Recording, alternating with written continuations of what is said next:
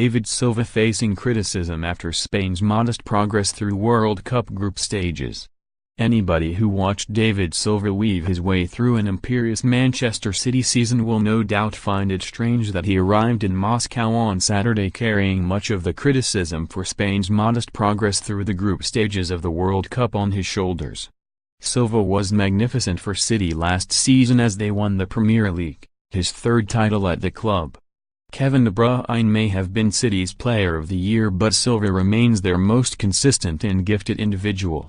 In Spain, the 32-year-old is held in high regard too, and maybe that is why players like himself and Andres Iniesta have been targeted by critics at home since the team began their tournament with a 3-3 draw with Portugal. Standards are high in Spain, and when the national team do not meet expectations, it is the most gifted players who tend to find themselves in the headlines.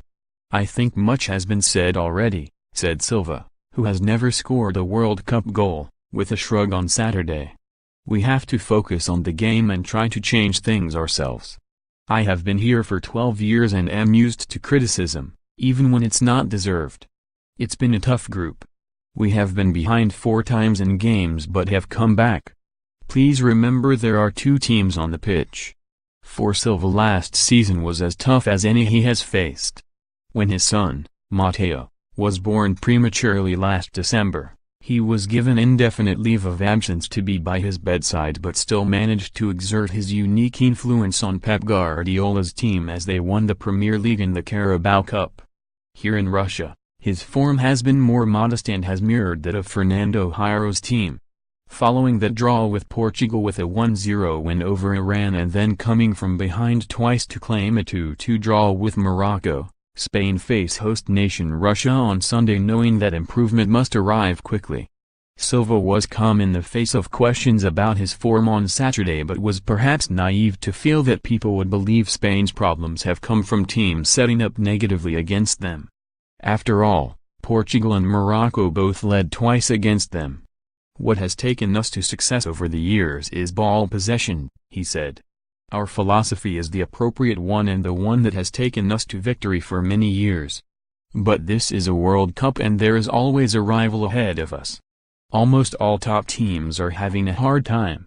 We want to correct our mistakes. Some teams park the bus and it can be hard to shine because of that approach. In a World Cup any opponent is tough. We saw that in our group when it was hard to win. It will be as hard to play against Russia as it would be against Brazil. But we do need to defend much better, as the smallest mistake can send you home." If Spain approach Sunday under a bit of pressure, this game at Luzhniki Stadium represents something of a free hit for Russia. Having come into the tournament with some abysmal form behind them, the hosts have already been able to exceed most people's expectations.